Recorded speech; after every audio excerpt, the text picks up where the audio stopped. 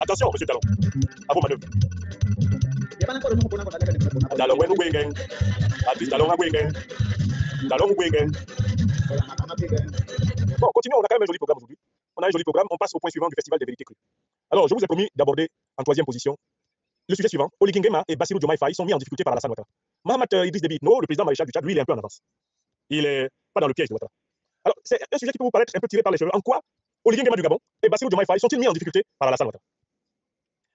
Et pourquoi je dis que Mahamat Idriss Déby Itno est en avance, qu'il est hors du piège de Ouattara? La raison est la suivante. Les 5 principales bases militaires que la France avait en Afrique sont Libreville au Gabon, les bases militaires françaises au Tchad, les bases militaires françaises en Côte d'Ivoire, les bases militaires françaises à Djibouti et les bases militaires françaises au Sénégal. C'est ça qu'on a appelé pendant très longtemps le pré-carré de la France. Parce que tous les pays d'Afrique francophone étaient réputés encerclés militairement par les armées françaises. Ils étaient pris dans cette espèce de carré long, de rectangle, où les troupes françaises quadrillaient littéralement l'Afrique francophone, c'est-à-dire les anciennes colonies françaises d'Afrique. Et à travers tout ce pré-carré étaient disséminées des micro-petites bases permettant d'assurer le contrôle sur les dirigeants vassaux de ces pays-là, de maintenir la puissance de la monnaie péage et monnaie d'escroquerie du franc CFA, l'influence culturelle, le contrôle diplomatique et la soi-disant grande puissance de tenante de la plume au nom de l'Afrique au Conseil de sécurité des Nations Unies pour la France. Bon. Quand vous regardez le dispositif tel qu'il est aujourd'hui, vous vous rendez compte que Alassane Ouattara a fait quelque chose. C'est qu'il a essayé d'aider ses patrons néocolonialistes à simuler une fermeture, un retrait de l'armée française qui s'est avéré une ruse, un camouflage du maintien de l'armée française. En ce faisant, Alassane Ouattara a permis à l'opinion, pas seulement ivoirienne, africaine, mais internationale, de regarder de très près ce qui se passe au Sénégal et ce qui se passe au Gabon. Parce que Alassane Ouattara a été pris la main dans le sac du mensonge lorsqu'il a prétendu que les troupes françaises se retiraient de Côte d'Ivoire, alors qu'il s'agit juste d'un transfert symbolique de la base militaire de Port-Boué, le 43e Bima, sous le commandement de l'armée ivoirienne, qui elle-même demeure sous le commandement de l'OTAN, c'est-à-dire entre autres de l'armée française. Ce jeu de passe-passe, ce tour de passe-passe a été heureusement saisi par nos analyses. Et toute la Côte d'Ivoire, toute l'Afrique est bien politique. Le monde entier savent qu'en Côte d'Ivoire, ce n'est pas un retrait militaire français, mais il s'agit d'une réorganisation du dispositif militaire français. À Côte d'Ivoire, on a vu très clairement la stratégie élaborée par le président Macron qui consiste à déguiser les troupes françaises en troupes civiles, en compagnie militaire de sécurité, donc en troupes mercenaires, à rendre invisible la présence des troupes officielles françaises, donc tout en augmentant la présence invisible. La présence visible va être diminuée, mais de l'autre côté, on augmente la présence invisible. En Côte d'Ivoire, ça a été vu très clairement. D'autant plus que, dans son audition en février 2024 devant la Commission de la Défense et de la Sécurité de l'Assemblée nationale, l'ancien sous-chef d'état-major de l'armée française, par ailleurs maintenant président d'une compagnie de mercenaires appelée GEOS, le général Didier Castres, a été très clair et il a expliqué que militairement, la France continuait à contrôler le port autonome d'Abidjan, l'aéroport d'Abidjan, et pratiquement toute la région de l'Homo Nord, à travers désormais des compagnies armées privées, des compagnies de sécurité privée, c'est-à-dire des compagnies mercenaires à la tête desquelles il était. Et que c'est ce modèle d'invisibilisation de l'armée française sur le continent africain qui désormais était viable. Le général Didier Castres a dévoilé en plein jour ce plan.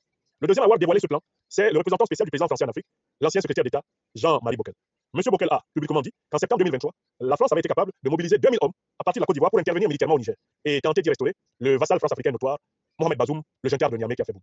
En le disant, Jean-Marie Bockel avouait donc qu'en 2024, la France n'avait pas renoncé à sa politique interventionniste en Afrique, mais qu'elle avait décidé de la déguiser sous la forme d'intervention éclair, sur le modèle de celle qui a été envisagée en septembre 2023, mais qui a été contrecarrée justement par la création de l'Alliance des États du Sahel et par l'alliance géopolitique, géostratégique entre le Mali, le Burkina Faso, le Niger et la Fédération de Russie notamment.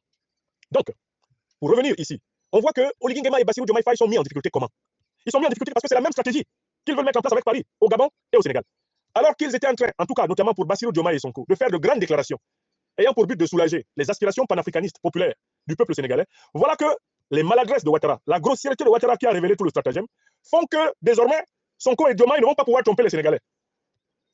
Ils ne vont pas pouvoir tromper les Sénégalais parce que maintenant, les Africains regardent et demandent que soit respectée la typologie élaborée par le docteur des preuves. La typologie entre les vrais et les faux retraits. Que dit cette typologie entre les vrais et les faux retraits? C'est une typologie en 4 points. Qu'est-ce que c'est qu'un vrai retrait des troupes néocolonialistes et impérialistes? Et qu'est-ce que c'est qu'un faux retrait? Je l'ai démontré dans le document publié aujourd'hui. Un document que vous retrouverez aisément sur toutes mes pages. Un véritable retrait des troupes néocolonialistes et impérialistes en Afrique remplit 4 conditions. Première condition, rupture des accords de coopération militaire et de défense avec les anciennes puissances coloniales et les puissances impérialistes en Afrique. Donc, rupture des accords. Or, vous voyez que ni la Côte d'Ivoire, ni le Gabon, ni le Sénégal n'ont rompu les accords de coopération militaire et de défense avec la France. Donc, à cause de Ouattara maintenant, on voit très clairement que, en fait, ils ne sont pas pour un retrait véritable des forces françaises, mais pour leur réorganisation, leur reconfiguration, leur camouflage. Deuxième critère, le véritable retrait des troupes néocolonialistes et impérialistes en Afrique se fait par une décision unilatérale et souveraine de l'ex-pays colonisé. Pourquoi? Parce que la liberté ne se donne pas, elle s'arrache. Un vrai retrait, c'est le pays colonisé, le pays anciennement colonisé qui décide. Il n'y a pas de négociation avec le pays colonisateur ou ex-colonisateur pour que cela se fasse comme il veut ou quand il veut. Non, on lui dit tu pars. Et ça, c'est un indice d'un vrai retrait, c'est-à-dire une volonté de souveraineté. Troisième indice, un vrai retrait s'accompagne de l'invalidation concomitante des alliances militaro-politiques plus larges avec les puissances néocolonialistes et impérialistes. Et je pense ici à la plus large alliance avec l'OTAN. Un pays qui demande le retrait de l'armée française ne peut pas être en alliance avec l'OTAN, puisque l'OTAN, organisation du traité de l'Atlantique Nord, comprend en son sein la France. Si tu prétends demander le retrait de l'armée française de ton sol, alors que tu autorises l'OTAN à être présente sur ton sol, tu as fait sortir par la porte ce que tu fais entrer par la fenêtre. Donc en fait, tu fais du surplace. Là encore, sont en difficulté des pays comme le Sénégal et le Gabon, tout comme la Côte d'Ivoire. Pourquoi? Parce que Ouattara, toute l'année 2024, il a ouvert large les portes de la Côte d'Ivoire à l'armée américaine. Il a désigné une zone pour une base à Oudjéné. les officiers supérieurs américains siègent dans l'état-major de la Côte d'Ivoire. L'OTAN a ses bureaux dans le siège de la CEDEAO. Elle a ses bureaux à l'intérieur de toute la hiérarchie de l'armée ivoirienne. Le bureau du chef d'état-major en Côte d'Ivoire est partagé avec des officiers de l'OTAN. On ne peut pas d'un côté demander à l'armée française de se retirer de Côte d'Ivoire et de l'autre côté inclure l'OTAN qui comprend l'armée française à l'intérieur du commandement militaire ivoirien. Or, cette contradiction, elle est flagrante au Gabon. Elle est flagrante au Sénégal. Elle est flagrante en Guinée-Conakry même. D'accord? Donc voilà un troisième élément qui permet de savoir si on a affaire à un vrai retrait. Enfin, le vrai retrait, c'est le démantèlement simultané des troupes officielles. Ça, c'est le quatrième critère. Démantèlement simultané des troupes officielles, donc des armées, des puissances néocolonialistes et impérialistes, et en même temps, démantèlement des troupes officieuses, c'est-à-dire des troupes cachées. Je parle des compagnies mercenaires, des sociétés militaires privées, des sociétés militaires de sécurité, des ONG ayant des équipes de sécurité. Tout ça doit être démantelé en même temps. Vous ne pouvez pas d'un côté demander officiellement à des armées d'anciennes puissances coloniales, de puissances néocolonialistes et impérialistes de quitter votre sol, alors que votre pays est rempli de militaires privés, qui dans le cadre de ce qu'on appelle SMP, sociétés militaires privées, dans le cadre des ONG, dans le cadre des sociétés de mercenaires, des sociétés de sécurité et de gardiennage, remplissent votre pays. Les Africains qui m'écoutent doivent savoir que l'Afrique est envahie par des centaines de sociétés militaires étrangères. L'Afrique est envahie par les mercenaires. La plupart des puissances qui se sont officiellement retirées du continent africain avec leurs armées sont revenues sur le continent africain à travers les sociétés militaires privées, à travers les sociétés de mercenaires, à travers les sociétés de gardiennage et de sécurité. Quand on veut donc procéder à un retrait de ces puissances, il faut procéder à un diagnostic total de la présence des sociétés militaires privées, des compagnies de mercenaires, des sociétés de gardiennage. Il faut les passer toutes et sans exception au peigne fin et ne pas en laisser une seule qui soit à la solde de ceux qu'on a clairement exclus de toute présence sécuritaire armée sur son sol. Voilà les 4 critères du véritable retrait. Et Alassane Ouattara, par sa maladresse, nous a permis d'élaborer cette typologie qui va servir littéralement de tour de contrôle aux Africains. Grâce à cette typologie, nous avons donc élaboré aussi les 4 critères du faux retrait. À quoi reconnaît-on le faux retrait des troupes néocolonialistes et impérialistes en Afrique? C'est pas compliqué. Il y a aussi 4 critères. Premier critère, absence de rupture des accords de coopération militaire et de défense avec les anciennes puissances coloniales et les puissances impérialistes en Afrique. Tout pays dans lequel les accords n'ont pas été dénoncés. Le retrait dont il parle, c'est un micmac. C'est de la dissimulation, c'est de la ruse, c'est pas un retrait. Et c'est la situation du Sénégal, c'est la situation du Gabon, c'est la situation de la Côte d'Ivoire. Ce sont des pays qui n'ont pas dénoncé les accords de coopération militaire. Ce sont des pays qui n'ont pas mis fin à ces accords. Voilà pourquoi, en réalité, ce sont des pays qui restent sous contrôle militaire de l'ancienne puissance coloniale. Deuxième élément, qui prouve que c'est un faux retrait. Lorsqu'on parle d'une décision soi-disant concertée entre la puissance néocolonialiste et le pays colonisé, c'est de la ruse, du camouflage, et non une vraie rupture de la domination. Il n'y a jamais eu de concertation entre le pot de fer et le pot de terre, entre le colonisé et le colon. Comme le disait Frantz Fanon, la liberté du colonisé naît du cadavre en décomposition du colon. Cette phrase de Fanon veut dire que le colonisé doit démanteler toutes les structures de la domination, et pour cela, il ne doit demander la permission à personne. Toute liberté qui passe par la permission que l'autre nous donne d'être libre, cesse par là même d'être liberté pour devenir pseudo-liberté. Troisième critère des faux retraits, c'est le maintien des alliances militaro-politiques plus larges avec des puissances néocolonialistes et impérialistes. Tu ne peux pas dire, je demande à une armée d'une ancienne puissance coloniale, néocoloniale ou impérialiste, je lui demande de quitter mon sol. Et en même temps, autoriser qu'il y ait une alliance plus grande dans laquelle la même puissance va avoir ses hommes. Autrement dit, vous ne pouvez pas demander à l'armée française de quitter le sol africain tout en permettant à l'OTAN de s'installer. Parce que la France est membre de l'OTAN. Bon, il n'y a que des peuples sous-informés qu'on peut tromper avec ça. Il n'y a que des citoyens et des citoyens africains sous-informés qu'on peut tromper avec ça. Tout Africain, tout analyste politique qui s'efforce de regarder la composition de l'OTAN saura que l'OTAN est composée de toutes les anciennes puissances négrières, colonialistes et impérialistes occidentales. Alors, vous ne pouvez pas dire, vous ne voulez pas des troupes de cette puissance sur le sol africain et par ailleurs, vous êtes ouvert pour ouvrir les bases de l'OTAN. Hein? Comme la tentation existe encore au Cameroun, comme c'est le cas au Gabon, comme c'est le cas au Congo-Brazzaville, comme c'est le cas en Guinée équatoriale, comme c'est le cas, la tentation existe encore en Centrafrique, comme c'est le cas au Nigeria, comme c'est le cas, la tentation existe encore, c'est déjà le cas au Ghana, la tentation, c'est déjà le cas au Bénin, c'est le cas en Guinée-Conakry, c'est le cas. Vous voyez, ces gens-là ne peuvent pas dire, nous ne voulons plus de l'occupation militaire française, alors qu'on les voit très bien en plein jour vouloir l'occupation militaire de l'OTAN. Tu ne peux pas vouloir le plus et dire que tu ne veux pas le moins. L'OTAN, c'est comme ça. La France, c'est comme ça. Si tu veux l'OTAN, tu veux la France, militairement parlant. D'accord? Donc, personne de ces pays qui sont en réalité en vassalité avec l'OTAN ne viennent vous dire qu'ils sont en train de fermer les bases militaires françaises. Ce n'est pas vrai. Avant-dernier critère. Comment on sait que c'est un faux retrait? Quand il y a absence de démantèlement simultané des troupes officielles et des troupes officieuses. C'est-à-dire quand les compagnies de mercenaires, les sociétés privées de sécurité de gardiennage contrôlées par cette puissance étrangère restent dans le pays.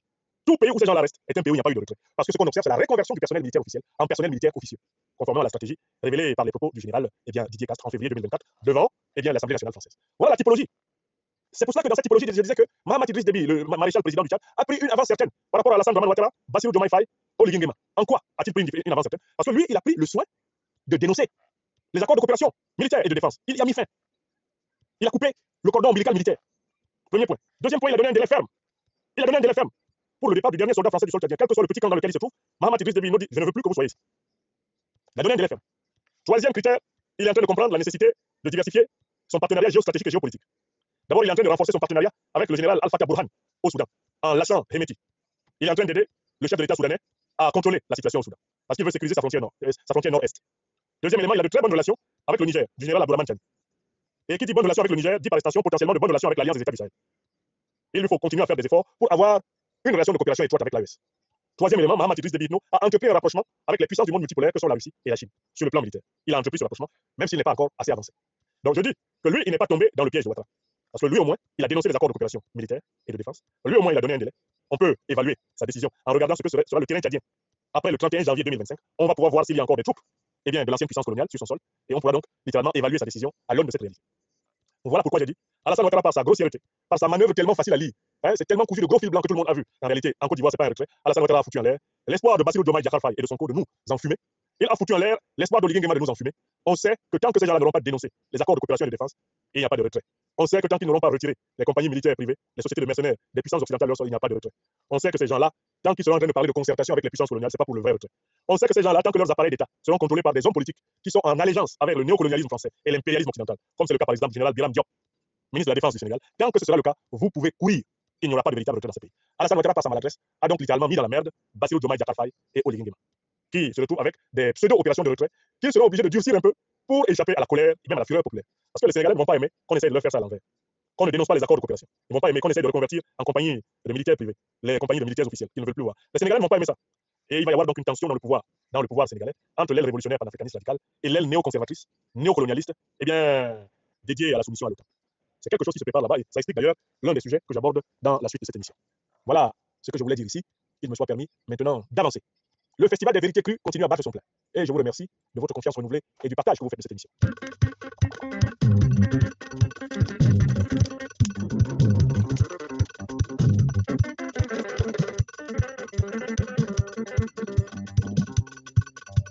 Alors très bien. Maintenant, voyons la suite de ce petit programme. Le point suivant nous appelle à aborder ce que j'ai appelé le karma qui poursuit Nicolas Sarkozy à grandes enjambées. J'ai beaucoup aimé un article que j'ai d'ailleurs reproduit sur ma page Facebook, un article qui nous reproduit la situation de M. Paul-Nicolas Stéphane Sarkozy de Nagui Boksha, aujourd'hui en France. Cet article a été publié par Maliko News, mais il a été repris de l'agence France Presse. Et il dit ceci: l'ancien président Nicolas Sarkozy a-t-il accepté l'argent d'un richissime dictateur pour financer la campagne qu'il a portée au sommet de l'État? L'ancien dirigeant est de retour au tribunal à partir de lundi aux côtés de 3 anciens ministres. Dans cette affaire retentissante, l'ex-chef de l'État est soupçonné d'avoir noué via ses proches un pacte de corruption avec le dirigeant libyen Muammar Kadhafi afin qu'il finance sa campagne victorieuse de 2007, en échange notamment d'un retour en grâce sur la scène internationale. Une fable, a toujours rétorqué Nicolas Sarkozy, qui attend avec détermination ses 4 mois d'audience. Il va combattre la construction artificielle imaginée par l'accusation. Il n'y a aucun financement libyen de la campagne, a déclaré son avocat, Maître Christophe Ingres. Jugé jusqu'au 10 avril pour corruption, recel de détournement de fonds publics, financement illégal de campagne et association de malfaiteurs, il encourt 10 ans de prison et 375 000 € d'amende, ainsi qu'une privation des droits civiques, donc une inéligibilité allant jusqu'à 5 ans. Pour la première fois, l'ex-chef de l'État comparaîtra avec un casier judiciaire, 3 semaines après avoir été définitivement condamné pour corruption dans une autre affaire à 1 an de prison ferme sous bracelet électronique. Après 10 ans d'investigation, 2 juges ont estimé en août 2023 les charges suffisantes pour envoyer devant la justice 12 hommes, dont les anciens ministres Claude Guéant, Brice Hortefeux et Éric Woerth. Le tribunal va explorer un dossier foisonnant et se plonger dans une époque révolue, celle où la Libye était dirigée depuis plus de 40 ans par Muammar Kadhafi. L'affaire débute par l'accusation fin 2005 à Tripoli, lors d'une rencontre officiellement consacrée à l'immigration irrégulière entre le colonel Kadhafi et Nicolas Sarkozy, alors ministre de l'Intérieur, qui se lève candidat à l'élection présidentielle de 2007. Un pacte s'est conclu selon l'accusation, qui s'appuie sur les déclarations de 7 anciens dignitaires libyens, sur les déplacements discrets avant et après de Claude Guéant, directeur de campagne présidentielle de Sarkozy, et Brice Hortefeux, fidèle de l'ex-président, mais aussi sur les carnets de l'ex-ministre libyen du pétrole, Choukri Ghanem, retrouvé noyé dans le Danube en 2012. Les contreparties supposées, d'abord une réhabilitation internationale. M. Kadhafi sera accueilli en grande pompe par Nicolas Sarkozy, tout juste élu président lors d'une visite controversée à Paris, première depuis 3 décennies. Mais aussi la signature de gros contrats et un coup de main judiciaire à Abdallah Senoussi, directeur de l'enseignement libyen condamné à perpétuité en son absence en France pour son rôle dans l'attentat du DC-10 d'Utah en 1989 qui a coûté la vie à 170 personnes dont 54 Français. Une vingtaine de proches sont partis civils au procès. Parmi les prévenus figurent 2 hommes de l'ombre rompus aux négociations internationales parallèles, l'homme d'affaires franco-algérien Alexandre Djouri et le franco-libanais Ziad Takieddine, aujourd'hui en fuite au Liban. Sur un compte de ce dernier ont été retrouvés 3 virements des autorités libyennes pour 6 millions d'euros. Il a aussi décrit des valises remises à Claude Guéant contenant de grosses coupures. Les investigations ont par ailleurs montré que les espèces d'origine inconnue avaient circulé au QG, la campagne de Sarkozy. Éric Woerth, trésorier à l'époque, rétorquera qu'il s'agissait de dons anonymes pour quelques milliers d'euros seulement. Alexandre Djouri devra entre autres s'expliquer sur la rocambolesque infiltration hors de France de Béchir Saleh, l'ancien directeur de cabinet de Kadhafi, dans l'entre-deux tours de la présidentielle de 2012. Claude Guéant démontrera qu'après plus de 10 années d'instruction, aucune des infractions qui lui sont reprochées ne sont établies, a déclaré son avocat Maître Philippe Boucher. El Ghazi, dénonçant une somme d'assertions, d'hypothèses et autres approximations. Nicolas Sarkozy conteste tout. Pour lui, les accusations des Libyens ne sont qu'une vengeance, s'expliquant par son soutien actif aux rebelles libyens au moment du printemps arabe qui fera chuter M. Kadhafi, tué en octobre 2011. Sa défense récuse les potentielles contreparties et proteste qu'aucune trace de financement illégal n'a été retrouvée dans les comptes de campagne, brocardant ainsi les 16 versions de Ziad Takieddine dans ce dossier. L'une de ces versions, une rétractation en 2020, fait l'objet d'une autre enquête. Une douzaine de personnes sont mises en cause pour avoir voulu innocenter Nicolas Sarkozy par des moyens frauduleux. L'ex-président est mis en examen soupçonné d'avoir avalisé ses manœuvres, cité par l'AFP. Alors, nous serons très attentifs à ce que la justice française va progressivement révéler de cette affaire, maintenant que M. Sarkozy est de retour au tribunal. Mais nous nous contentons de dire, du point de vue de l'Afrique des libertés, que Sarkozy doit être poursuivi. Pas seulement en France. Il est poursuivi par la justice française en France pour des raisons, on va dire, franco-françaises. Mais Sarkozy doit être poursuivi en Afrique.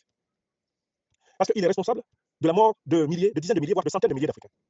Obama, Sarkozy, David Cameron, tous les dirigeants de l'OTAN qui ont bombardé la Libye pendant 6 mois, qui ont massacré des civils libyens, qui ont détruit l'État libyen, qui ont permis à Al-Qaïda et l'État islamique de s'armer et d'attaquer le Sahel, eux tous doivent être jugés dans tous les pays sahéliens. Les juges libyens doivent se saisir de cette affaire et condamner les crimes de guerre, les crimes contre l'humanité qui ont été commis contre leur peuple. Il est temps pour l'Afrique noire de faire fonctionner ces tribunaux en plein régime. Moi, je ne veux pas m'engager ici sur les accusations de l'État français, de la justice française contre Sarkozy, qui se démerde. Mais je m'engage dans les accusations des peuples africains contre Sarkozy. Il est coupable des crimes de guerre, des crimes contre l'humanité subis par l'Afrique à la suite de l'intervention de la coalition à la tête de laquelle, avec Obama et Cameron, il était. En attendant que les charges qui lui sont opposées ici soient examinées, nous suivrons le procès et nous vous en informerons. Nous nous mobilisons pour que les magistrats africains se saisissent du cas Sarkozy. Ce n'est pas possible que les Sarkozy, les Merkel, les Obama, tous ceux qui ont participé au grand massacre de 2011 en Afrique, ce n'est pas possible qu'ils ne soient pas cités devant les tribunaux africains. Magistrats africains, dirigeants africains, prenons la responsabilité. Ayons le courage de prendre la responsabilité de juridiciser les grandes tragédies que le continent a subies. Il est temps d'ouvrir les procès à la traite négrière. les procès des crimes de guerre, des crimes contre l'humanité, des déportations, des génocides, les procès des discriminations coloniales. Il est temps que toutes les grandes agressions subies par l'Afrique à travers les siècles, pour lesquelles nous possédons des archives évidentes, il est temps pour ces grandes agressions d'entrer dans les tribunaux africains. C'est ce que je voulais dire en regardant les déboires de Sarkozy. Je conclurai en disant au président Emmanuel Macron, le dictateur qui me persécute en France, que le sort de Nicolas Sarkozy n'est rien à côté de celui qui l'attend quand lui ne sera plus président. Mon œil de visionnaire me permet de savoir que le président Macron sera davantage traîné devant la justice que le président Sarkozy. Quand il n'aura plus les pleins pouvoirs et l'immunité que lui confère le fauteuil de l'Élysée, le président Macron sera traîné devant les tribunaux de France. Et il y aura plusieurs scandales à son passif qui lui rendront impossible la vie après la présidence de la République. Il gagnerait à prendre conscience du fait que ce qui arrive à Sarkozy n'est qu'une pâle image de ce qui lui l'attend. Je le dis, nous sommes le 3 janvier 2025. À tous ceux qui persécutent les Africains innocents, à tous ceux qui injustement traquent les Africains, leur mènent la vie la plus dure possible. Le karma en faveur de la justice africaine agit plus vite que par le passé. Nous sommes à une accélération de l'équilibre de la grande balance de l'histoire. Le verseau est à l'œuvre. Vous ne manquerez pas de voir à très court terme les conséquences de l'accélération de la loi d'action-réaction sur toute la planète. Sarkozy, lui, il ne fait que commencer ses déboires. Il ne fait que commencer à payer pour tout le tort qu'il a produit contre l'humanité. D'ailleurs, M. Sarkozy, on vous doit un moment de vérité qui annonçait déjà ce qui vous attendait. Quel est le continent le plus barbare de la Terre? Dites-nous ça avant qu'on change de sujet. Sarkozy, quel est le continent le plus sauvage et le plus barbare de l'histoire de l'humanité? Vous avez la parole. Je vais vous dire une chose. Oui. L'Europe, oui. de tous les continents du monde, oui. est le continent le plus brutal, où il y a eu les guerres les plus sauvages. Très bien. C'est pas l'Afrique, c'est pas l'Asie, oui. c'est l'Europe. Okay. Et je vais vous dire autre chose. Ouais. C'est pas mon image, ouais. c'est au XXe siècle. Merci. C'est en Europe qu'on a examiné les Juifs. Ouais. C'est en Europe qu'on s'est battu. Ouais. Quand on a dit, avec la guerre russo-ukraine, c'est le retour de la guerre qu'on n'avait pas vue, oui, c'est une stupidité, puisqu'on a oublié la Bosnie. Tout à fait, comme vous oubliez la Libye. Ouais. Si vous n'avez pas l'Union européenne, vous avez des affrontements considérables. Merci, M. Sarkozy. Bon, ce qui est important, vous reconnaissez que politiquement, l'Europe est le continent le plus sauvage et le plus barbare de l'histoire de l'homme. Mais vous avez oublié au passage que cette sauvagerie et cette barbarie ont trouvé en vous l'un de leurs plus illustres serviteurs, Sarkozy. Car ce que vous avez fait en Libye, en 2011, c'est un immense acte de barbarie et de sauvagerie. Vous n'en parlez pas, vous ne parlez pas de ce que vous avez fait en Côte d'Ivoire, vous, Sarkozy. Vous n'en parlez pas, mais c'était des actes de barbarie et de sauvagerie que vous avez posés, n'est-ce pas? Vous avez dit que vous avez vitrifié Laurent Gbagbo, n'est-ce pas? Vitrifié. Hein? Donc, Sarkozy, regardez bien ce qui se passe. Vous voyez, ce qui commence là n'est rien à côté de ce qui vous attend. Et tous ceux qui se sont amusés à faire des Africains leur chair à canon vont goûter dans leur propre chair les affres de la méchanceté qu'ils ont semées dans les siècles et les siècles. Ça, il faut qu'on vous le dise clairement, M. Sarkozy. Il ne vous sera pas facile de passer entre les gouttes des conséquences de vos actes. C'est trop facile de nous parler de barbarie alors qu'on en est un.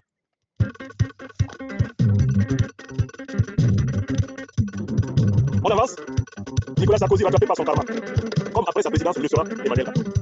Écrivez ça.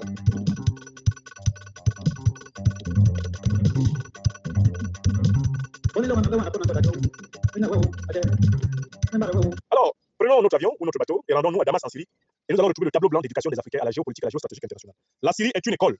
Celui qui observe l'actualité syrienne en profite pour comprendre dans quoi nous sommes en Afrique et sort de toute forme de naïveté envers ce qu'on appelle la communauté internationale, la lutte antiterroriste, la soi-disant lutte pour la démocratie et toute autre sorte et tant d'autres sortes de mensonges convenus. Je voudrais d'abord vous inviter à regarder le déplacement des deux ministres des Affaires étrangères de la France et de l'Allemagne en Syrie, à la rencontre d'un saint homme, à la rencontre d'un envoyé de Dieu sur terre, à la rencontre d'un ange, d'un doux personnage, d'un individu nimbé, auréolé, de pureté et de magnificence, depuis qu'il a fait tomber l'autocrate Bachar el-Assad. Regardez-moi ce qu'on appelle la diplomatie de soi-disant état de droit et démocratie occidentaux. Regardez ça. Je vais vous montrer cette séquence. Je vous invite à être attentif à l'attitude. On la rencontre devant des Je vous invite à être attentif à l'attitude de l'accueillant. La présidence de Sabnaya a été la première étape de la visite à l'attitude de l'accueillant envers la dame conjointe de Jean-Noël Barrot et Annalena Baerbock. Accompagnés par des secouristes syriens, les chefs de la diplomatie française et allemande ont visité les cellules de ce lieu devenu le symbole de la répression meurtrière du régime de Bachar el-Assad. Les deux ministres ont ensuite rencontré Ahmad al-Shareh à la tête d'une coalition dirigée par le HTC, Ayatollah al-Sham, le groupe islamiste radical ex-branche syrienne d'Al-Qaïda, qui a chassé du pouvoir le président Bachar el-Assad le 8 décembre. Les premiers pas au pouvoir du nouvel homme fort du pays sont observés avec prudence par les capitales occidentales. Les deux chancelleries ont souligné que Paris et Berlin, au nom de l'Union européenne, entendaient favoriser une transition pacifique. Jean-Noël Barrot l'a redit quelques minutes avant la rencontre devant des représentants de la société civile syrienne. Une Syrie souveraine et sûre ne laisse plus aucune place à la guerre et au combat. C'est pourquoi les armes doivent se taire dans le nord du pays. C'est pourquoi une solution politique doit être trouvée. Une Syrie souveraine et sûre ne laisse aucune place au terrorisme islamiste. Et les nouvelles autorités de Damas se sont déjà rapprochées de la Turquie et du Qatar. Jusque-là, les principaux alliés historiques du régime d'Al-Assad étaient la Russie et l'Iran. Ahmad al-Shareh réclame la levée des sanctions internationales imposées à l'ancien régime. Il s'est engagé à dissoudre les factions armées, notamment son propre groupe HTC. Le chef islamiste a annoncé son intention de convoquer un dialogue national annoncé comme inclusif et indiqué que l'organisation d'élections dans son pays pourrait prendre 4 ans. Bon, alors vous avez écouté dans ce petit reportage beaucoup de choses, mais les Africains doivent apprendre de ce qu'ils voient, de ce qu'ils entendent. Le ministre des Affaires étrangères de la France, Jean-Noël Barrot, et le ministre des Affaires étrangères de la République fédérale d'Allemagne, Mme Annalena Baerbock, se déplacent ensemble. Et ils vont à Damas visiter l'une des prisons les plus tristement célèbres de Syrie, celle dans laquelle le régime dictatorial de Bachar el-Assad détenait ses opposants et les torturait. La première question que les Africains doivent se poser, c'est: Bachar el-Assad en Syrie est-il le seul dirigeant politique responsable de violations massives des droits humains? Est-il le seul responsable politique qui aurait été responsable de crimes de guerre, de crimes contre l'humanité? Est-ce qu'il est le seul à avoir exécuté par pendaison, par fusillade, par étranglement, par poignardement? Est-ce que l'armée de Bachar el-Assad est la seule responsable des exactions que nous connaissons en Syrie? Première réponse, non. Mais quelle est l'autre armée qui est responsable des exactions que nous connaissons en Syrie? Tout naturellement, l'armée terroriste. Les armées terroristes. Et qui est le chef des armées terroristes qui ont pris le pouvoir à Damas? C'est celui qu'on appelle Mohamed al-Joulani, de son vrai nom, Ahmad al-Shari. C'est un militant d'Al-Qaïda et de l'État islamique qui, pendant plusieurs années, a été recherché par les services américains avec une prime de 10 millions de dollars sur sa tête. En raison de quoi? De ces crimes de guerre, de ces crimes contre l'humanité, des massacres qu'ils ont commis et de toutes les formes de violations des droits humains qu'ils ont commises. Donc voici le chef de la diplomatie française et le chef de la diplomatie allemande qui s'en vont pointer les violations des droits de l'homme de Bachar el-Assad en compagnie des terroristes qui ont commis des violations encore pires que celles de l'armée syrienne. Africain, j'ai dit que la Syrie était un tableau blanc d'école sur l'hypocrisie, la duplicité, la malhonnêteté des dirigeants occidentaux actuels. Vous venez de voir ça? Des gens qui, accompagnés par des autorités issues d'un mouvement terroriste, s'en vont visiter la prison des autorités d'un régime autocratique. Est-ce que ces gens sont crédibles pour parler de droits de l'homme et de démocratie à qui que ce soit sur la terre?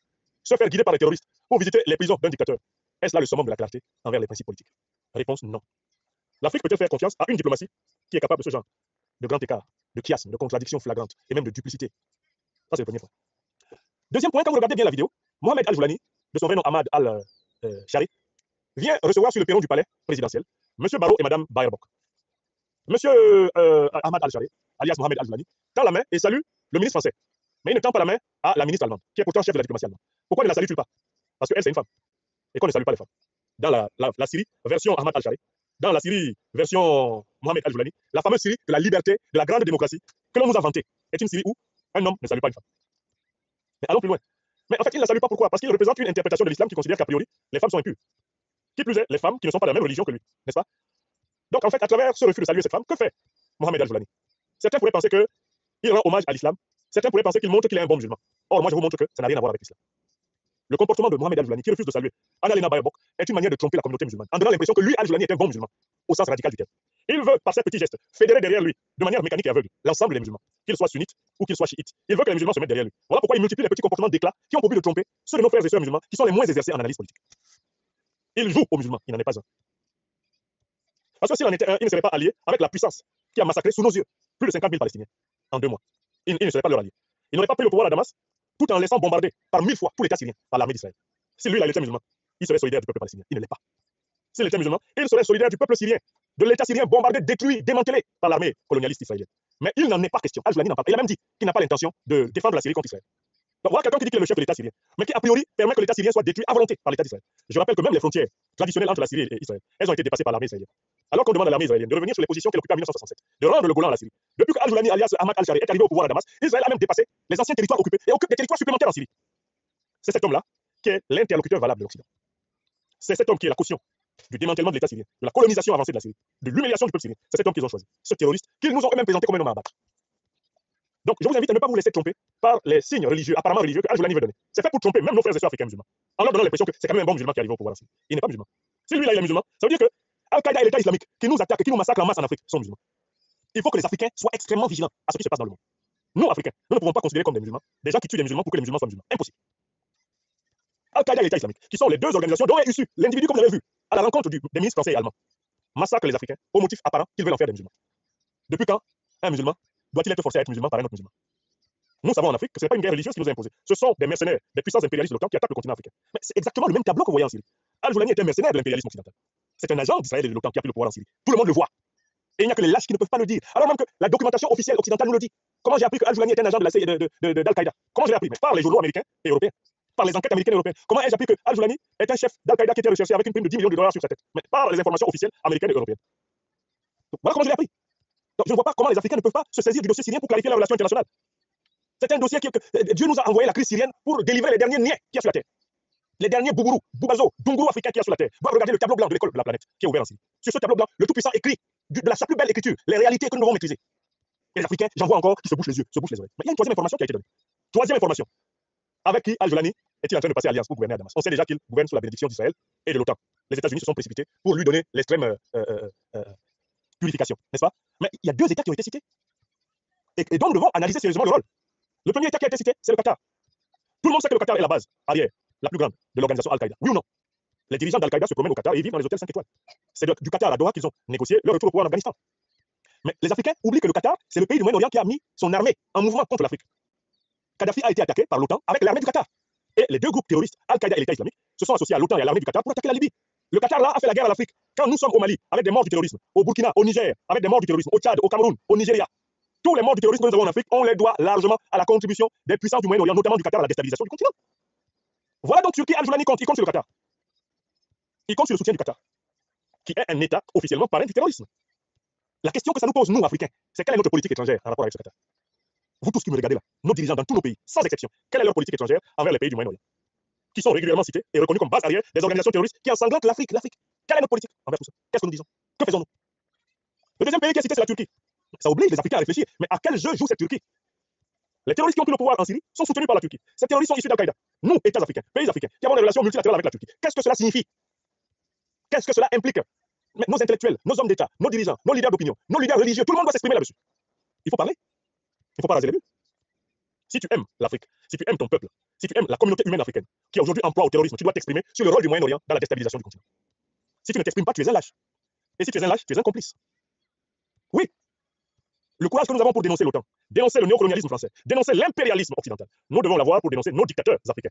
Nous devons l'avoir pour dénoncer l'impérialisme moyen-oriental, le néocolonialisme moyen-oriental. Vous êtes d'accord avec moi ou pas? Et je vous ai dit que l'année 2025 est l'année du verseau. La vérité doit être versée. La vérité doit être versée. Le tableau blanc de la Syrie est là. Dieu écrit dessus. Africains, lisez. Regardez qui sont vos pires ennemis. Regardez comment ils se comportent en Syrie. Et vous saurez le double jeu auquel vous êtes livrés en Afrique. Est-ce que vous comprenez ça? Qui peut dire qu'il ne sait pas, maintenant que nous lisons sur le tableau blanc syrien? Je vous avais dit que la Syrie est un tableau blanc sur lequel le Tout-Puissant écrit des leçons pour les Africains endormis. Oui, Donatien, je n'ai même pas soif. Toi, tu veux que je boive un peu d'eau, ça ne m'intéresse même pas. Tellement je suis dégoûté par le comportement de plusieurs d'entre nous. Quand est-ce que nous allons mettre les deux pieds dans le plat de l'impérialisme et du néocolonialisme moyen-orientaux? Quand est-ce que nous allons mettre les deux pieds dans ce plat-là? On attend quoi? On attend qui va nous libérer de ces gens-là? Ah, ils ne jouent pas ce jeu-là avec la Russie. Hein. J'espère que vous avez remarqué que la Russie ne s'amuse pas avec eux là-dessus. Leur double jeu-là. Quand ils ont fait à Poutine, ils savent que lui, une fois que tu as trempé dans un coup contre lui, tu as affaire à lui pour longtemps. Ils arrêtent leur double jeu-là aux portes de Poutine. Ils l'avaient essayé en Tchétchénie, ils ont vu qui est Poutine. Et quand Poutine se rend compte qu'ils veulent se liguer contre lui, il leur dit souvent, vous me connaissez, je ne dure pas dans mauvais rêves. Je ne dure pas dans mauvais rêves. L'Afrique doit cesser de durer dans les mauvais rêves. Et je tenais à le dire. Donc nous avons un troisième enseignement.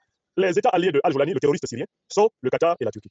Et on voit très bien que ces alliés s'ajoutent à qui? Alors la Turquie a souvent un argument qu'il ne faut pas négliger. La Turquie prétend que les rebelles kurdes ont bénéficié de la clémence de l'État syrien et bénéficieraient d'une certaine clémence de l'État iranien contre elle. Voilà comment en contrepartie elle soutient les groupes terroristes elle a soutenu les groupes terroristes contre le régime de Bachar el-Assad et consorts. Cette excuse ne suffit pas. Il y a une clarification importante de la politique turque envers les groupes terroristes dans le monde qui, pour l'Afrique, s'impose. L'Afrique doit amener la Turquie à clarifier son jeu. Qu'est-ce qu'elle fait avec les groupes terroristes? Les Africains ont le droit de le demander, tant plus que l'armée turque commence à être présente sur le sol africain, d'une manière ou d'une autre. Bon. Donc voilà ce que je voulais vraiment montrer dans cette séquence vidéo. La visite du chef de la diplomatie française et du chef de la diplomatie allemande au chef terroriste de Damas est une humiliation de plus de l'état de droit, de la propagande démocratique occidentale, qui désormais sont banalisées. Alors, Madame Baerbock, je voulais finir par elle. Annalena Baerbock, la ministre allemande des Affaires étrangères, elle est connue pour ne pas avoir sa langue dans la poche quand elle vient en Afrique. Cette dame-là, en visite officielle au Mali, en 2021, s'était permise de menacer les Maliens en direct, en mondovision.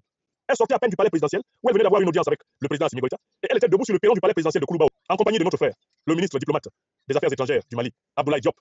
La fameuse dame Baerbock, elle s'est permise de menacer les Maliens en mondovision, de leur donner des injonctions et des obligations. Mais là, voilà, à Damas, face à un chef terroriste qui refuse de lui saluer la main, puisqu'elle est réputée impure, qui instrumentalise sa présence pour envoyer un pseudo-signe religieux. Là-bas, madame n'a pas le courage de l'ouvrir. Elle n'a pas le courage de dire, en tant que chef de la diplomatie allemande, je dis que je suis choqué que le nouveau chef de l'État syrien, Mohamed Al-Joulani, refuse de me saluer. Al-Joulani a refusé de la saluer, elle a fait comme ça. Elle a fait comme ça.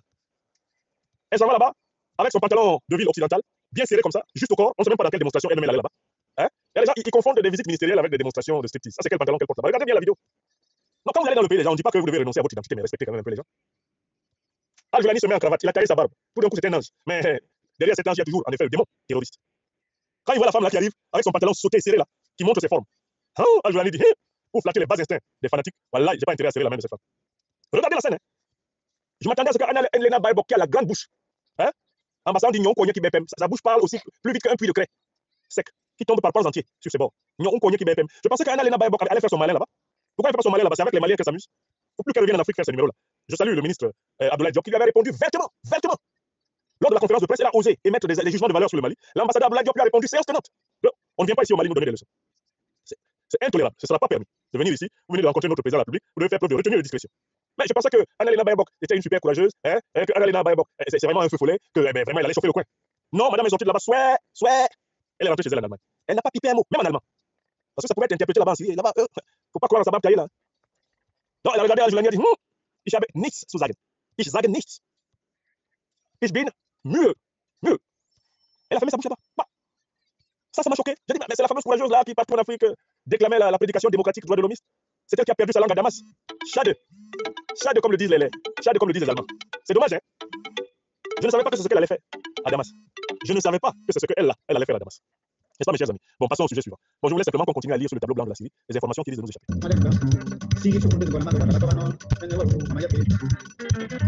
C'est sur les Africains qui sont forts. Ah non, l'Allemagne tient énormément aux principes démocratiques, les droits de l'homme. Il faut que la transition. Ah, je l'avais dit que lui va faire 4 ans d'abord. Allez parler là-bas. Oh non, Assimi Goïta, le chef de la jette. Lui, on l'appelle pas chef de la jette. Un terroriste sur la tête duquel il y avait 10 millions de $. Oh, la jeune nigérienne, la jeune ceci, la jeune cela. Al-Joulani, lui, c'est pas une jeune. Al-Joulani, c'est pas une jeune. C'est une horde criminelle. C'est une horde criminelle qui a pris Damas. Et là, votre verbosité, votre jactance, toute votre richesse en qualificatif, tous vos épithètes, plus épicés les uns que les autres ont disparu. Alors que là, c'est un chef terroriste qui est au pouvoir à Damas, avec votre bénédiction. Et tous vos médias, belle, gentiment, à l'unisson pour cette imposture. Quelle honte!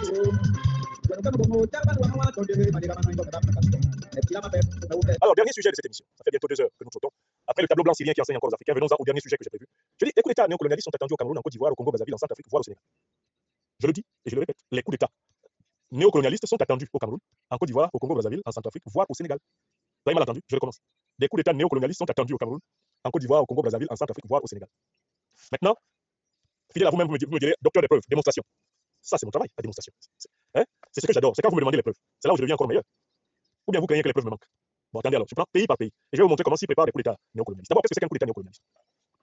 Le coup d'État néocolonialiste est une action menée par une frange minoritaire de l'armée contre les intérêts du peuple et en fonction des intérêts des puissances étrangères. C'est ça la définition. Qu'est-ce que c'est qu'un coup d'État néocolonialiste? Un coup d'État néocolonialiste, c'est la prise de pouvoir par les armes d'une minorité de l'armée, non pas au service des intérêts populaires, mais au service des intérêts des puissances étrangères qui ont cautionné, qui ont pistonné et qui vont encadrer les putschistes, en tant que, en réalité, valets du néocolonialisme et de l'impérialisme étranger. On oppose le coup d'État néocolonialiste au coup d'État révolutionnaire. Avec le coup d'État révolutionnaire, on a une aile majoritaire dans l'armée souvent, parce que très proche des hommes de la troupe, cette aile-là va prendre le pouvoir par les armes pour défendre les intérêts et les aspirations populaires, en vue d'améliorer le sort des couches les plus défavorisées, les plus discriminées, les plus brutalisées, les plus abandonnées du peuple en souffrance. Il y a ainsi 2 sortes de coups d'État globalement. Que ce soit des coups d'État civils ou militaires, ils sont soit néocolonialistes, et on les appelle encore réactionnaires, soit alors ils sont des coups d'État révolutionnaires, c'est-à-dire anticolonialistes et anti-impérialistes. En 2021, le coup d'État qui a conduit Mahamat Idriss Déby au pouvoir était un coup d'État néocolonialiste. C'était un coup d'État qui a été mené avec l'approbation de la puissance néocolonialiste française. Tout le monde l'a vu. Au Gabon, le coup d'État qui a permis à Oligui Nguema de prendre le pouvoir, c'est un coup d'État néocolonialiste. Il a été mené avec l'approbation de l'ancienne puissance coloniale française et de ses alliés européens. En Guinée-Conakry, le coup d'État qui a porté Mamadi Doumbouya au pouvoir est un coup d'État néocolonialiste. Il a été mené avec l'approbation de l'ancienne puissance coloniale et de ses alliés occidentaux, notamment, ici on a même vu en première ligne des éléments de l'armée américaine. La plupart des pays qui sont dirigés par des dictateurs en Afrique francophone, comme le Cameroun, le Congo-Brazzaville, comme la Côte d'Ivoire, comme le Togo, sont des pays dans lesquels ont été perpétrés des coups d'État civils néocolonialistes à répétition, à travers le viol des constitutions, à travers la fraude aux élections, à travers la brutalité contre les opposants, la brutalité contre les opposants, les crimes, les crimes contre les résistants, la brutalité contre la société, la haute corruption. Dans ces pays-là aussi, il y a des coups d'État civils néocolonialistes. Car je vous le rappelle bien, les coups d'État ne sont pas que militaires, il y a des coups d'État civils néocolonialistes. Biya, par exemple, est un putschiste civil néocolonialiste au Cameroun. C'est ce que Ouattara est. Le régime de Faure Gnassingbé est issu d'un coup d'État civil néocolonialiste, alors que celui de son père était issu d'un coup d'État militaire néocolonialiste. Il faut que les Africains maîtrisent la réalité du continent là, sur leurs petits doigts. Faustin Archange Touadéra en Centrafrique, il est en train d'aller vers un coup d'État civil. Il est en train de perpétrer un coup d'État civil néocolonialiste, avec son 3e mandat fabriqué de toutes pièces, alors qu'il n'apporte pas un changement notoire au sort du peuple centrafricain. Il est en train d'aller là, vers le coup d'État néocolonialiste. Voilà pourquoi j'ai cité le Centrafrique comme un pays qui pourrait connaître un autre coup d'État néocolonialiste, répondant au coup d'État civil néocolonialiste que Touadéra est en train de préparer. Les gens n'aiment pas la vérité, mais ce que je dis est vrai. C'est documenté. Le Ghana, Nana Akufo-Addo était tenté de faire un coup d'État civil néocolonialiste, puisqu'il ne voulait même pas que l'opposition prenne le pouvoir par la victoire démocratique. Il a fallu une opposition hyper résiliente et vigilante pour que John Mahamad Dramani gagne. Sinon, Akufo-Addo était prêt à faire un coup d'État civil néocolonialiste. D'accord? Donc, le Cameroun, la Côte d'Ivoire, le Congo, Brazzaville, le Centrafrique, le Sénégal. Je commence donc par le Cameroun. Mais au Cameroun, M. Biya veut imposer une monarchie à la tête du pays. Il prend des dispositions pour mourir au pouvoir et pour qu'on organise une élection truquée en faveur de son fils. Or, les services néocolonialistes savent que cette hypothèse risque de ne pas marcher. Elle risque de rencontrer une très grande résistance dans l'appareil d'État classique du Cameroun et dans l'opposition du peuple camerounais. Ça fait trop d'ennemis. Voilà pourquoi les néocolonialistes sont en train de préparer un schéma, un plan B, qui consisterait à provoquer un coup d'État néocolonialiste, un coup d'État militaire néocolonialiste, et donner ainsi une illusion de changement à la tête de l'État du Cameroun pour pouvoir garantir la stabilité de leurs intérêts, voire réaugmenter leurs intérêts un peu en perte de vitesse. Voilà pourquoi on prépare au Cameroun un groupe d'officiers minoritaires dans le pays, minoritaires dans l'armée, soutenus par des puissances néocolonialistes et impérialistes, qui auraient vocation à prendre le pouvoir, à simuler la révolution, le temps de tromper les Camerounais, et d'organiser la confiscation du pouvoir pour la même élite néocolonisée, qui depuis la mort des grands leaders indépendantistes camerounais, eh bien, confisque le pays sous toutes sortes de motifs contre eux. Je passe au pays suivant, la Côte d'Ivoire. Alassane Ouattara est dans le même schéma. Il veut mourir au pouvoir et il souhaiterait être succédé par un membre de sa famille. Par exemple, son petit frère, Téné Birahim Ouattara. Alassane Ouattara pense qu'il a au moins encore 10 ans ou 15 ans à vivre, car il a une confiance excessive au carabistouillage, au rafistolage médicaux qu'il subit de semaine en semaine, et il se croit doué d'une baraka survivaliste exceptionnelle. Mais Ouattara se dit, j'ai encore 10 ans de pouvoir au moins. Et quand je meurs, le pouvoir sera partagé entre Dominique et la fiole. C'est ça son plan dans sa tête. Mais ce plan de Ouattara ne convainc pas tout à fait ses patrons néocolonialistes. Eux aussi préparent un carton de militaires minoritaires dans l'armée et dans le pays, mais qui seraient soutenus de l'extérieur par eux pour court-circuiter rapidement le plan Ouattara si la fragilité de Ouattara face à l'opposition ivoirienne incarnée par le président Babou Soro, si cette fragilité devenait tellement visible, on provoquerait le coup d'État néocolonialiste pour empêcher que le pays bascule entre les mains des panafricanistes révolutionnaires. Écrivez ça. Tilana Yomé Kalde, Tilana Yomé, Tilana. Écrivez. C'est ça qui nous guette en Côte d'Ivoire. C'est ça qui nous guette au Cameroun. On continue. Au Congo-Brazzaville, le vieux père Sassou Nguesso, lui, il a prévu de vivre longtemps. Il a une hygiène de vie particulière. Il surveille tous ses paramètres vitaux, comme on surveille du lait sur le feu. Très attaché à sa santé. Pourquoi? Pour durer au pouvoir. J'ai vu une de ses vidéos où il fêtait son anniversaire et où il dit que lui, il souhaiterait fêter ses 100 ans. Mais ça, c'est comme l'annonce d'un cauchemar pour le peuple congolais. Si ce monsieur-là doit vivre jusqu'à 100 ans, et comme il est incapable d'envisager de vivre comme ancien président, ça veut dire que monsieur va être au pouvoir jusqu'à sa mort. Bon, il a prévu quoi? Le jour où il tombe, ça serait quelqu'un de son clan, si possible son fils, Denis Christel, qui récupère la chose. Voilà le plan. Mais les maîtres néocolonialistes n'ont pas confiance en cela. Ils ne sont pas sûrs que même à l'intérieur de l'appareil d'État congolais, le schéma de Denis Sassou Nguesso pour Denis Christel puisse marcher. Ils ne sentent pas ce schéma. Donc ils prévoient qu'un groupe d'officiers, minoritaires éventuellement, fasse le coup d'État au bon moment. Bref, un groupe d'individus Oligui Nguema, un groupe d'individus Mamadou Doumbouya, hein? Un groupe d'individus Mamadou Doumbouya ou Oligui Nguema. Ce groupe-là aussi est préparé au Congo-Brazzaville progressivement, parce qu'ils ne veulent pas être surpris. Il ne faut surtout pas que le Congo, qui est encore une manne pétrolière et gazière importante, bascule entre les mains de panafricanistes révolutionnaires congolais, qui reprendraient le travail du camarade Marien Ngouabi, là où il a été interrompu. Ah non, ça pleurerait dans toutes les chaumières du néocolonialisme et de l'impérialisme occidental pendant des heures et des heures. Qu'un autre Marien Ngouabi émerge au cœur du Congo-Brazzaville. Ah non, surtout pas ça. Donc, on prévoit un coup d'État néocolonialiste. J'ai cité qui encore? Centrafrique. Mais Touadéra a décidé d'aller vers une logique de présidence à vie. Il veut le 3e mandat, il veut le 4e mandat, il veut le 5e mandat. Touadéra est incapable de se concevoir comme ancien président centrafricain. Il a pris goût d'une manière extrêmement irrationnelle au pouvoir et il est en train de développer toutes les mauvaises habitudes des pires dirigeants africains. D'ailleurs, qui sont ses modèles, Touadéra? Il a montré au monde entier qui sont ses modèles. Ses modèles, c'est Paul Biya, c'est Obiang Nguema, c'est Denis Sassou Nguesso, ce sont tous ses conseillers. C'est sur eux qu'il se règle. Et il se rêve en permanence dans une durée au pouvoir comparable à celle de Biya, Touadéra. Le monsieur, il a perdu le contact avec la réalité de la vie de son peuple. La seule réalité qui l'intéresse, c'est de multiplier les subterfuges maintenant pour rester au pouvoir. Voilà comment même son alliance avec la Fédération de Russie est en perte de vitesse. Voilà comment il se retrouve encore en train de tendre la CBI à la puissance française pour obtenir 10 millions d'euros d'aide, soi-disant au développement. Une minablerie incroyable a lieu en Centrafrique. Le Centrafrique, c'est le crève-cœur de la révolution africaine contemporaine. Où en est le fameux projet de la monnaie indépendante centrafricaine?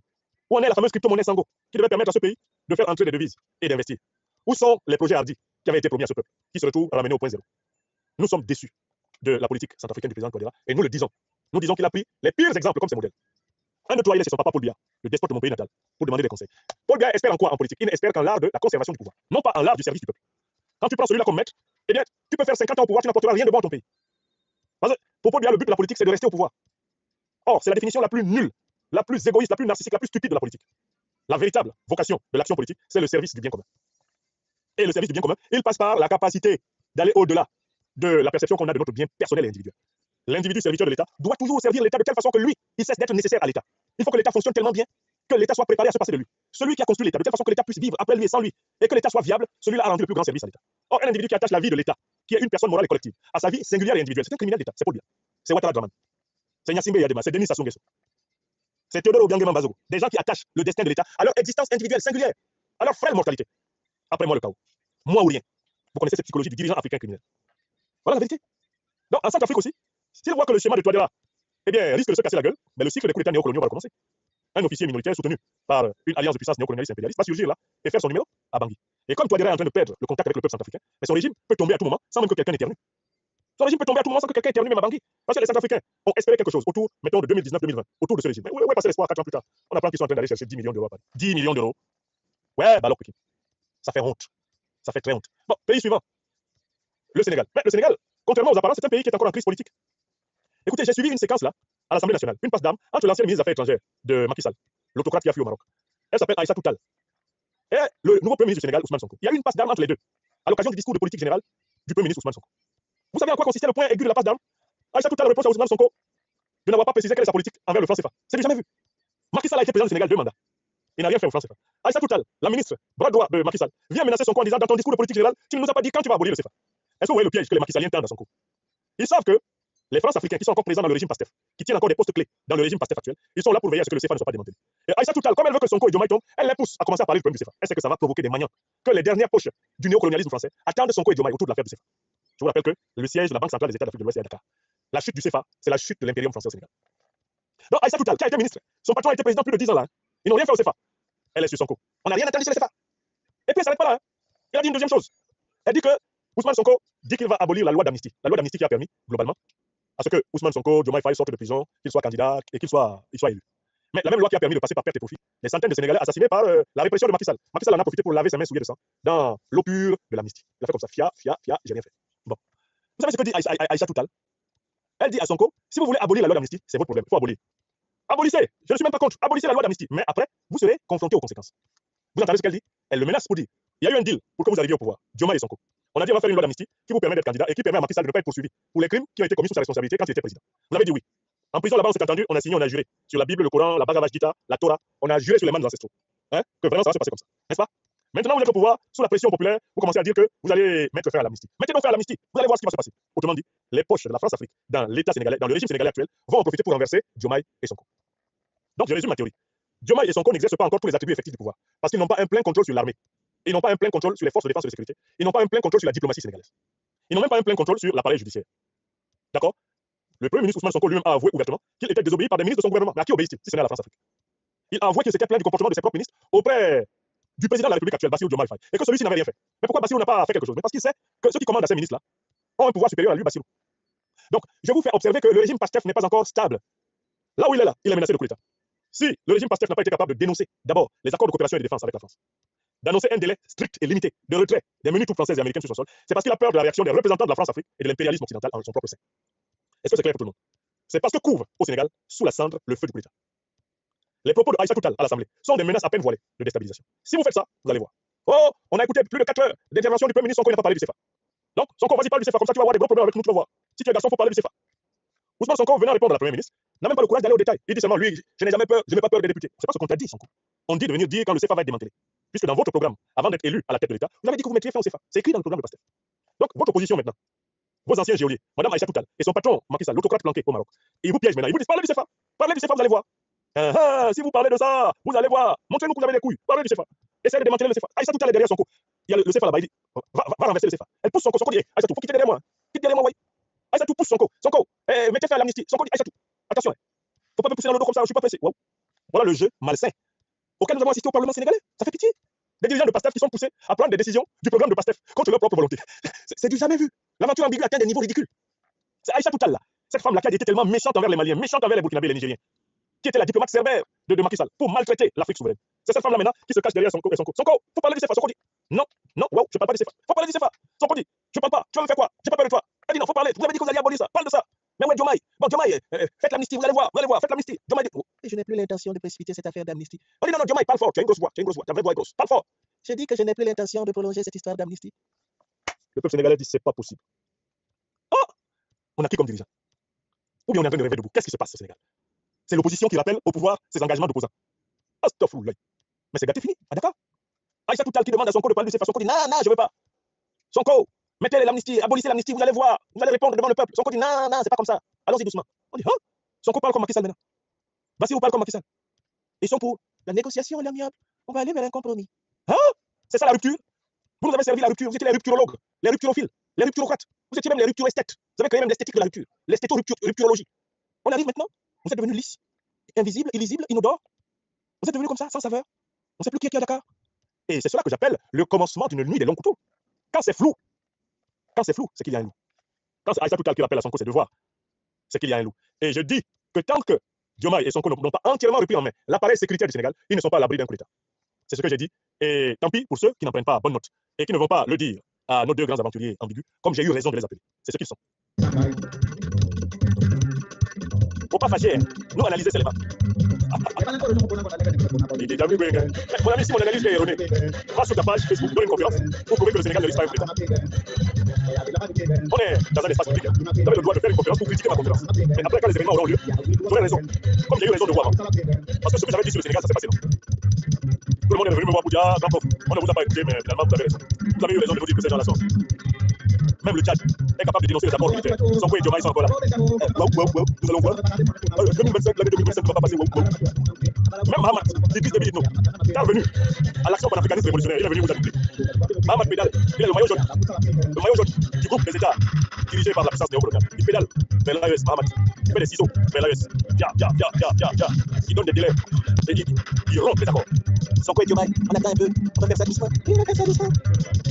Et les partisans viennent nous dire, votre analyse est erronée. Erronée où? Le jour où Sonko et Diomaye vont dénoncer les accords, je vais les féliciter.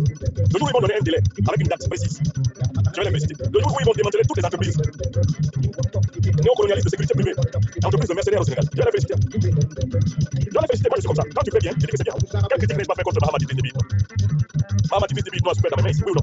Mais quand il commence à aller dans la bonne direction, vous dites c'est bien, président. C'est pour ça que tu es africain. Continue. C'est ça, la critique politique. Ah, son corps a été pris à son propre pied. Alassane Ouattara a tout gâté. Ouattara a tout gâté. Avec ses méthodes de brigou, facile à interpréter et à voir. Je vous souhaite une excellente entrée en week-end.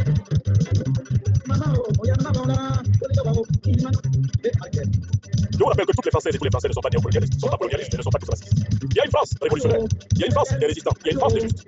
C'est à celle-là que je suis allié. Non pas la France raciste, négrière, colonialiste, néocolonialiste et impérialiste. Celle-là que je la comprends.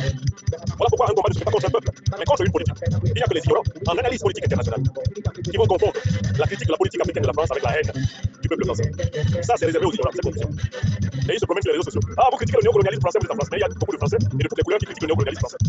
François-Xavier Versard, qui a écrit son grand livre, La France-Afrique, le plus long scandale de la vie française. Il était blanc. L'association française Survie, dont j'ai été vice-président régional, elle est composée d'une majorité de blancs. Elle critique le néocolonialisme et l'impérialisme français. Il n'y a que les ignorants. Il n'y a que les ignorants. Il n'y a que les ignorants qui ne comprennent pas la différence entre critiquer une politique et critiquer un peuple. Moi, je ne suis pas raciste, je ne serai jamais raciste. Moi, je ne combats pas un peuple sur la terre, je combats des politiques inhumaines, criminelles, des politiques illégitimes. Je les combats. Voilà. Quand vous venez dans mes émissions, sachez que vous avez affaire à quelqu'un qui sait exactement ce qu'il fait. Hein? Voilà. Alors, les présidents Diomaye et Sonko sont des frères politiques qui sont arrivés aux fonctions les plus hautes en politique avant nous, mais pour les fonctions intellectuelles et spirituelles, nous sommes le patron. Donc, les partisans de Sonko et Diomaye, je ne suis pas jaloux d'eux. Moi, je ne veux pas être président du Sénégal. Hein? Mais je suis leur maître d'école, politique et spirituelle. Ça, c'est sûr. Ils sont les présidents et premiers ministres du Sénégal. Je les respecte comme tels, mais dans la maîtrise de l'esprit. Non. Voilà. Donc, je ne suis pas jaloux d'eux. Chacun est fort dans son domaine. La vérité. Catalina Borges, merci, ma soeur. Est-ce que moi, je vais aller apprendre la politique chez Sonko? Chez Diomaye. Ce sont mes cadets. C'est eux qui doivent écouter mes conférences pour apprendre la politique. On peut être président, hein, mais ça ne veut pas dire qu'on est président de tout. Président ne veut pas être président de la compréhension, président de la connaissance. C'est pas la même chose. Donc allez bien leur dire que je ne les envie pas. Moi je n'en envie pas, monsieur Macron, je ne veux pas être président, ça m'intéresse pas. Hein? Il a appris bien, écrivez ça. Merci, merci, mes chers amis. Merci, bonne soirée. Bonne soirée. Très bien, combien étions-nous à l'heure des décomptes? Bon, nous étions plus de 5000 personnes au total sur nos deux chaînes YouTube. Nous étions 1000 personnes sur Facebook, ce qui nous fait 6000. Et nous allons vite savoir combien nous étions sur TikTok. Les méchants s'amusent à nous signaler dans l'espoir d'obtenir une restriction contre le programme éducatif et hautement éclairant que nous délivrons. Et bien, nous nous battons toujours contre les signalements abusifs, des ennemis de la liberté d'expression, des ennemis de l'émancipation africaine. Nous contre-signalerons vos signalements. Il en sera ainsi parfait. La chanson veut dire, chaque chose a son temps.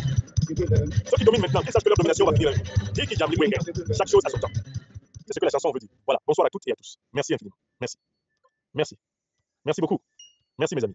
Portez-vous bien. Bonne nuit. Merci. 2h35 de conférence.